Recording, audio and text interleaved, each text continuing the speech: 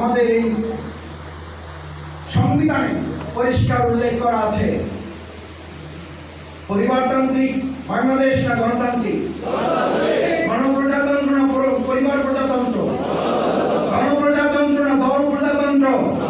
সুতরাং আমাদের সংবিধানের যারা বারবার সংবিধানের কথা বলেন, সংবিধানকে যারা শ্রদ্ধা করেন, সম্মান করেন, আমরা তাদেরকে সংবিধান এবং ইসলামের দৃষ্টিকোণ সামনে রেখে আহ্বান জানাতে চাই, আমরা নতুন করে আবার কোনো ব্যক্তি, আবার কোনো পরিবার, আবার কোনো দলের কাছে আমাদের এই দেশের মানুষকে জিম্মি করতে চাই না। কারণ মানুষের জিম্মি দশা থেকে মুক্তির জন্যই, ওই বৈষম্য থেকে বেরিয়ে এসে প্রত্যেকের অধিকার নিশ্চিত করার জন্যই আমাদের ছাত্র জনতা জীবন বাজি রেখে ভূমিকা পালন করেছে। সেই ভূমিকার ধারাবাহিকতা রক্ষা করার জন্য আমাদেরকে 3টি কাজের সিদ্ধান্ত আজকে এখানে গ্রহণ করতে হবে। সম্মানিত ভাই বোন বন্ধুগণ, প্রথম কথা হচ্ছে, আজকে বাংলাদেশের সবচেয়ে বড় সংকট সততা, দক্ষতা এবং দেশপ্রেম। বাংলাদেশ জামাত ইসলামী সততার পরীক্ষায় 2001 থেকে 2006 সাল পর্যন্ত সরকার পরিচালনা করেছে। আমাদের ভালো মনে থাকার কথা, আমাদের জাত শত্রু বলে যারা পরিচয় পান, তারাও চ্যালেঞ্জ করে আমাদের 2 জন মন্ত্রীর বিরুদ্ধে 1 টাকার দুর্নীতি তারা প্রমাণ করতে পারে না। তার মানে সততার দৃষ্টিতে জামাত ইসলামী মানুষের কাছে প্রমাণিত।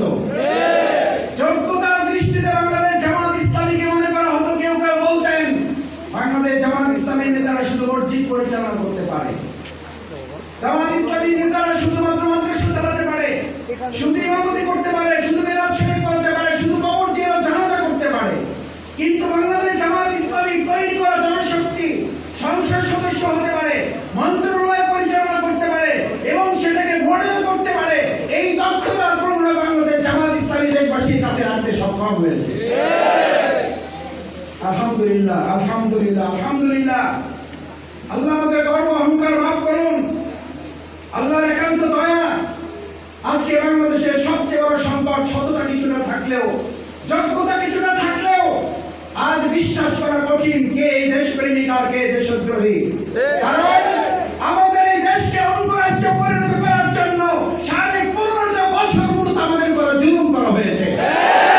বাংলাদেশ জামাত ইসলামী জীবন বাজি রেখে সেই অঙ্গরাজ্য থেকে বাংলাদেশকে অর্থবহ স্বাধীন করে রাখার জন্য আমাদের নেতৃত্ব ফাঁসির মঞ্চে গিয়েছে। আমরা সেকেন্ডের জন্য পালিয়ে যাই নাই। দেশপ্রেমের সেই পরীক্ষায় বাংলাদেশ জামাত ইসলামী পাস করেছে না ফেল করেছে? আপনাদের ভালো করে মনে থাকার কথা, জামাত ইসলামী নেতৃবৃন্দকে প্রথম গ্রেফতার করার সিদ্ধান্ত হয়েছিল টিপাইমুবাদের বিরুদ্ধে আমরা যখন আন্দোলন শুরু করেছিলাম। 2008 সালের নির্বাচনের পর যখন তারা দেখলো জামাত ইসলামী, মনে হয় তারা মনে করেছিল নির্বাচনের মাধ্যমে জামাত ইসলামী শেষ। এরপরে যখন টিপাইমুবাদের বিরুদ্ধে আমরা বললাম এদেশের জনগণের অধিকার আদায়ের আন্দোলনে বাংলাদেশ জামাত ইসলামীর যতটুকু সামর্থ্য আছে সবটুকু সামর্থ্য নিয়ে আমরা লড়াই সংগ্রাম চালিয়ে যাব। আজকে আমরা যে কথা বহু আগে বলেছিলাম, সেই কথা আজকে ঢাকা বিশ্ববিদ্যালয়ের শিক্ষার্থী শুধু নয়, গোটা বাংলাদেশ ছাড়িয়ে বিশ্ব থেকে সেই আওয়াজ উঠেছে। এই ফেনী, নোয়াখালী, লক্ষ্মীপুর, কুমিল্লায় যে বন্যা হচ্ছে, এই বন্যার জন্য আমরা শুধু নয়, আমরা সেদিন বলেছিলাম, আর আজকে গোটা বিশ্ব বলছে এই বন্যার জন্য প্রতিবেশী আধিপত্যবাদী সরকার 100% দায়ী। এই টিপাইমুবাদের বিরুদ্ধে কথা বলার পর তারা সিদ্ধান্ত নিয়েছিল জামাত ইসলামীকে ভালো রেখে বাংলাদেশে আধিপত্য বিস্তার করা যাবে না। আমাদেরকে গ্রেফতার করা হলো অন্যায়ভাবে। তাদের বিরুদ্ধে 71 সালের সেই মিথ্যা অপবাদমূলক সম্পূর্ণ অন্যায়ভাবে একটা বিচারের হত্যাকাণ্ডের তারা প্রস্তুতি গ্রহণ করলো। আল্লামা দেলোয়ার হোসেন সাঈদী রাহিমাহুল্লাহ